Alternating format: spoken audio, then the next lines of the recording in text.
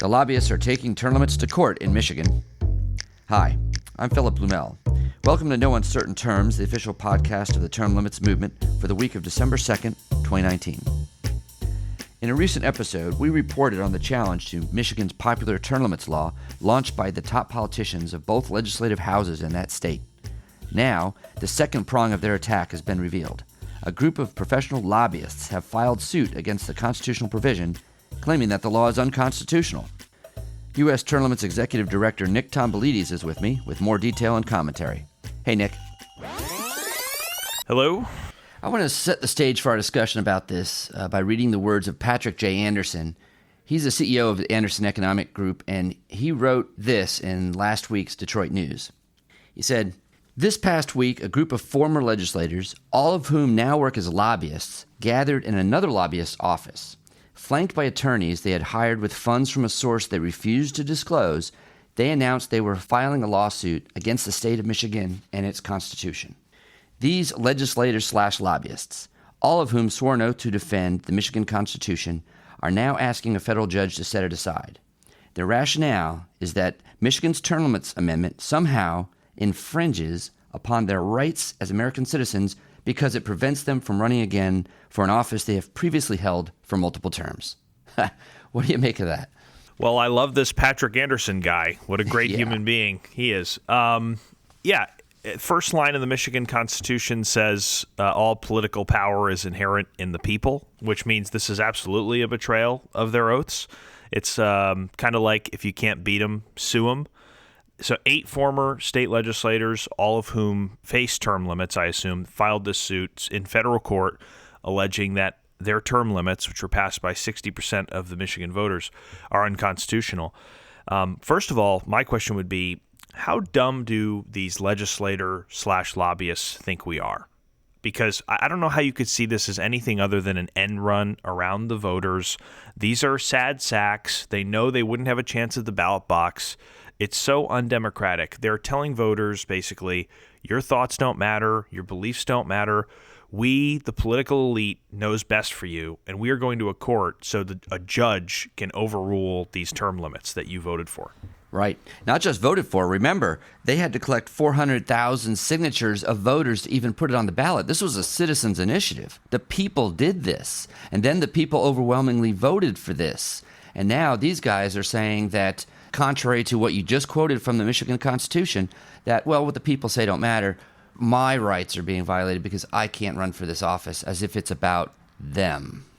So now what's going to happen is the taxpayer money is going to be wasted. The state of Michigan's time will be wasted to fight this frivolous lawsuit in federal court, all basically because these grown men are acted like spoiled children. They can't accept the end of their political careers, so they're throwing a little hissy fit about it. That's what really bothers me. I'd go further than that because I don't think they really expect this to work. Like you said, it's frivolous. I mean, how can it be unconstitutional when it is a part of the Constitution? Generally, when you say unconstitutional, you're talking about a law or something that has been passed that contradicts something in the Constitution, but it is explicitly part of the Michigan Constitution. Well, they're making a really radical argument. They're not just trying to strike down the Michigan term limits. If the court ruled in their favor, it would strike down every term limit everywhere in America. 36 governors, 15 state legislatures, 9 of the 10 largest cities in America, hundreds of counties and cities and other offices, they would all go down because the radical, insane, crazy, kooky argument in this lawsuit is that all term limits violate the U.S. Constitution, which is, like you mentioned, it's so crazy because term limits are in the Constitution. Term limits were around when the Constitution was written. Term limits were in the first Constitution. And so when the state of Michigan was created, it was created by a term-limited Congress. You know, Ben Franklin wrote term limits into the Constitution of Pennsylvania in 1776, before the Constitution was written. If Ben Franklin were alive today, he'd be out flying his kite in a thunderstorm, and some Michigan legislator would walk up to him and serve him with a lawsuit. Right. The argument is crazy. This sounds just like the rationale that Evo Morales used in Bolivia, who was just thrown out of his office after violent protests in the streets because he tried to run for his 4th term when he had term limits, went to the court, made the same argument, got his cronies to overturn the law, passed by the people, by the way, also in Bolivia, And when he went and tried to falsify this election, there were violence in the streets, and he had to step down. This is the same argument that Evo Morales made. He was successful in a crooked Bolivian court, but I do not think that he would be successful in American courts. Yeah, when I first saw this, I said to myself, I've seen this before, but I've not seen it in America. This is, like you said, it's usually something third world dictators do to try to keep power. And you said something about politicians' rights. I don't think politicians have special rights beyond the rights that we all have as citizens. In fact, I think we have rights in the Constitution, in the Bill of Rights, to protect us from politicians. So it's the very opposite. Rights are supposed to protect the people from politicians, not protect politicians from the people. Right. I mean, I could claim that I have the right as a voter to vote in August instead of November, for instance. It's totally invented. And it would be a carve-out just for myself, as if I'm more important than everybody else. And that's not the case. We're all equal. We should be treated equal under the law. In November, the National Constitutional Center in Philadelphia held a forum titled, What's Next for American Democracy? The program began with Harvard Law professor Larry Lessig, author of the new book, They Don't Represent Us, Reclaiming Our Democracy. In his book and in his remarks at the NCC, Lessig charted the way in which the Congress and other institutions of our democratic republic respond to narrow interests rather than to the needs and wishes of our nation's citizenry. In this excerpt, Lessig talks about a potential Article 5 convention. I'm somebody who believes that we've got to amend our Constitution. And I'm realistic enough to know our Congress is not going to propose those amendments, right? I mean, I'm all for those people on my side running out trying to get people to sign up for petitions to get Congress to propose an amendment to overturn Citizens United. There's precisely zero chance, in my view, that the United States Senate is going to, by a 2/3 majority, propose an amendment to overturn Citizens United. It's just not going to happen. I mean, maybe they should, maybe they shouldn't. It's just not going to happen. So the framers actually gave us a way around Congress. That's the Article 5 convention. Indeed, when the amendment provision was proposed, it originally didn't include anything other than Congress proposing the amendment. And George Mason, just before the end of the convention, stood up and said, wait a minute, what if Congress is the problem? And it was a kind of duh moment. Yeah, of course, we need a way to amend the Constitution if Congress is the problem. And that's who the problem is. It is Congress. We have a failed branch in our government. I mean, the president is the president, and the courts are extraordinary compared to what the framers thought. The branch that has failed is Congress. So we have to find a way to fix Congress. The only way they give it us is an Article 5 convention, and I think we should try to use it for that purpose. Okay, Nick, we have some other interesting term limits news this week. Representative Alcee Hastings of Florida is facing a House ethics probe for engaging in a relationship with a subordinate staff member, paying this girlfriend the highest salary amongst his staffers for almost 8 years, and she's been on the payroll for 25. Now, you know Alcee Hastings. I know Alcee Hastings. He has a long record of both opposition to term limits and of corruption. Corruption way worse than sticking your girlfriend on the payroll and paying her a lot of money. This guy is a disgraced former federal judge who was impeached by the House and convicted by the Senate for extorting bribes over a case that was in front of him as a federal judge. A bipartisan U.S. Senate threw him out of office, took away his pension, and said that he was an extortionist. And he runs for Congress later, and what happens? He wins and wins and wins. Yeah, we're having a debate right now in this country on impeachment, and we're seeing exactly how hard it is to get somebody impeached. You know, you need overwhelming evidence of corruption, and it's only happened very seldomly in our history. I think like 5 times for judges, very infrequent. But with Alcee Hastings, I guess the evidence was just so overwhelming that he was taking bribes that the House and Senate voted for this overwhelming it. Yeah, 2/3 of the Senate have to vote for a conviction. Yeah. Mirror, mirror on the wall, who's the most corrupt of them all? It might be Alcee Hastings. It definitely could be. Florida man Alcee Hastings. $168,000 maximum salary for his girlfriend, 8 years taking in that maximum salary as a deputy district director, which is kind of like, you don't really do that much. You get to live in the district, so you don't have to live in D.C. You get to live it up. Once in a while, you might have to make a phone call to a constituent or something, but it's not a very important job within a congressional office. Yeah. And Alcee Hastings, if he got paid based on how he performs in Congress, he would owe us $50 billion. He has found a clever way here to basically double his salary as a congressman, hire his girlfriend, pay her the same amount. But what's funny is he's always rated one of the least wealthy members of Congress. So despite being as crooked as a $3 bill, he's still not smart enough to build a little financial empire like the other congressmen have. It really illustrates, too, I think, the gap between a guy like him and, his average constituents, how out of touch he's become, because the average household income in his district is about $42,000. So he's making, I would never use the term earning, he's making 800% of what his constituents are making on average. Yeah. And he complains that it's not enough. I mean, in 2015, there was a guy that ran against him, Jay Bonner, who's a professional land surveyor down here in South Florida. And he ran against him, and actually part of his campaign against him was about term limits, by the way, because Bonner was a term limits pledger, a signer, and of course Hastings is very much opposed to the idea.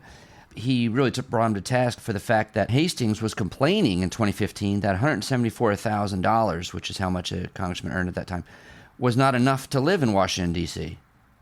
Even with his girlfriend's match of about $168,000 extra that is presumably they're spending together. And he can't make ends meet in Washington, D.C., while his constituents are living on $42,000 a year.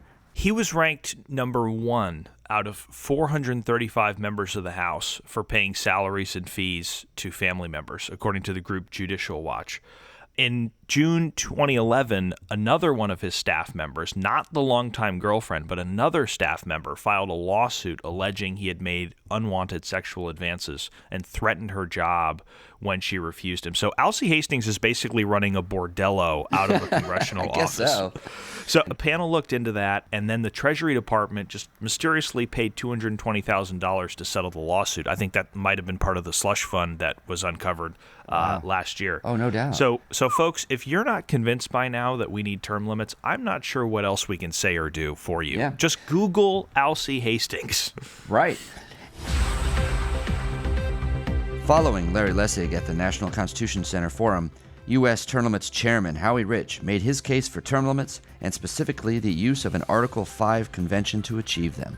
Howie Rich, you are the leader of the leading organization arguing for term limits reform. You argued an important case before the Supreme Court, and you are in favor of an Article 5 convention to achieve term limits. Tell us why and how you would ensure that the convention would focus on term limits and not on other issues that you might not favor.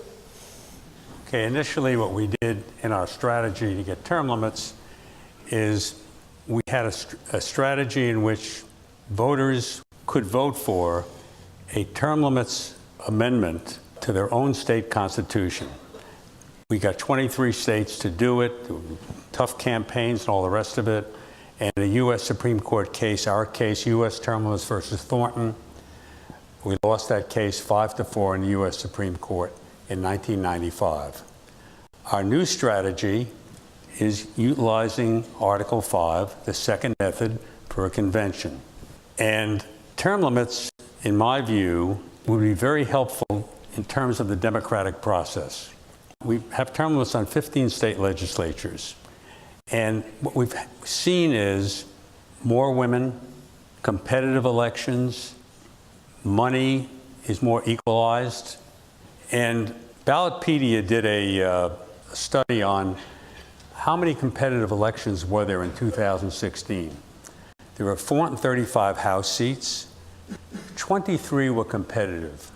That means 6% of seats were competitive. The incumbent wins all the rest of them. Come 2018, where we had a wave election, 82 seats were considered competitive by Ballotpedia. 20%. What about the others? In 40 districts, nobody challenges the incumbent. So what you get is a political class and a seniority system.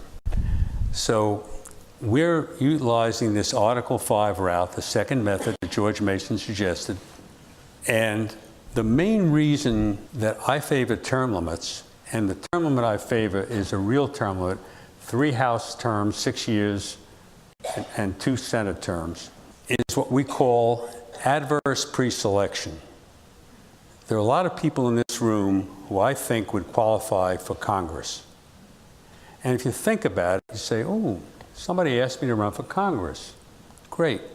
Let me take a look at it. The re-election rate in the U.S. House of Representatives is 95%. So if you are foolish enough to run for Congress against an incumbent, not much of a chance. But in this particular district, we have a chance because the incumbent was indicted, or it's an open seat. You know, he left, he retired, okay, for whatever reason. Great, I think I'll run.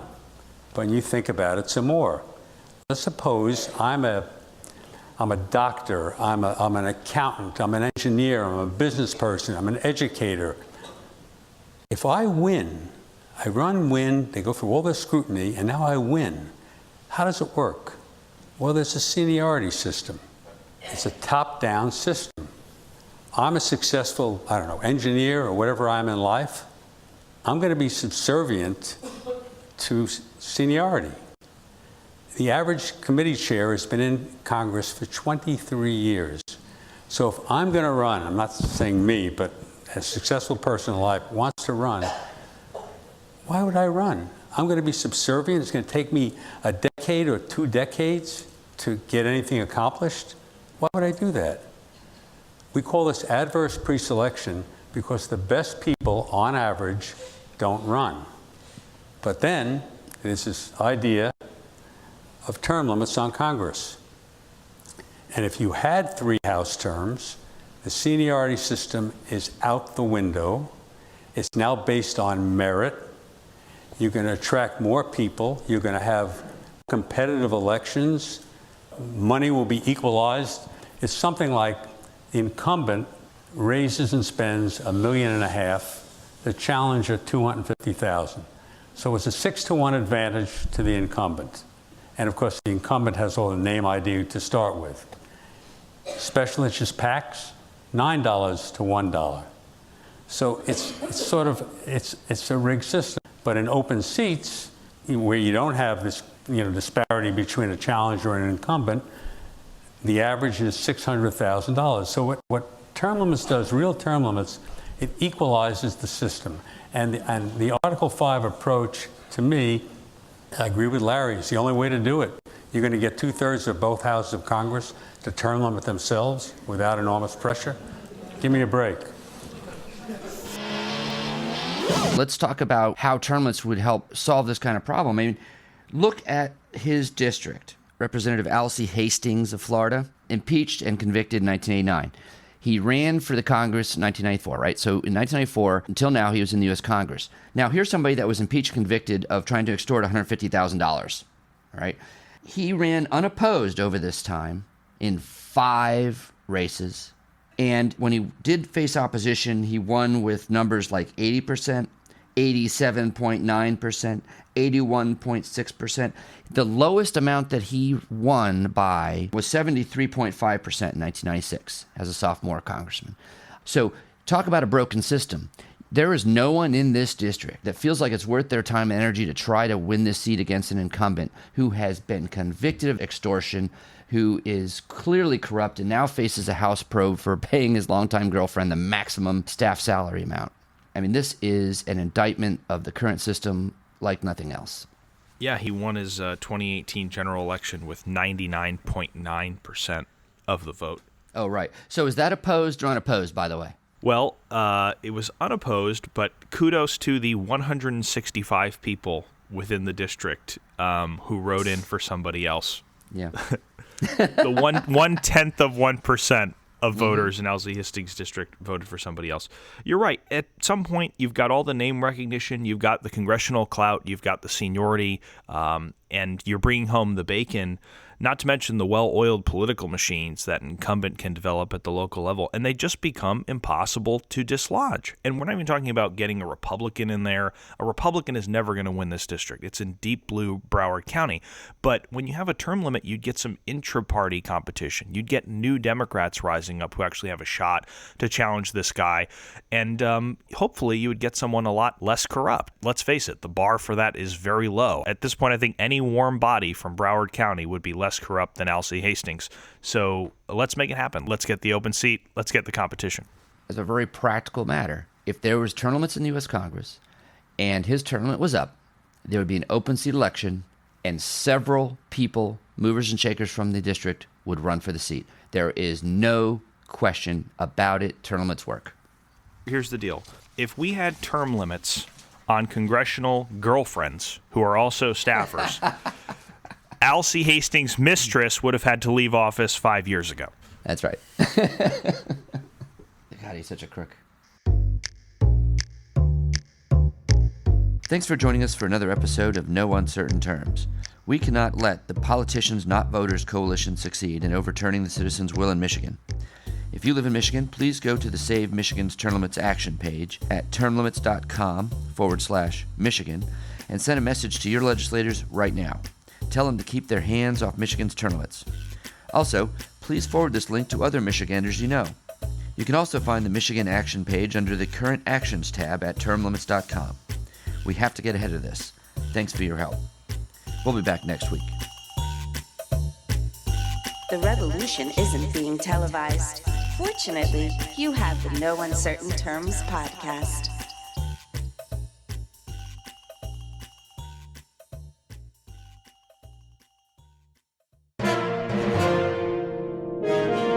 USTL.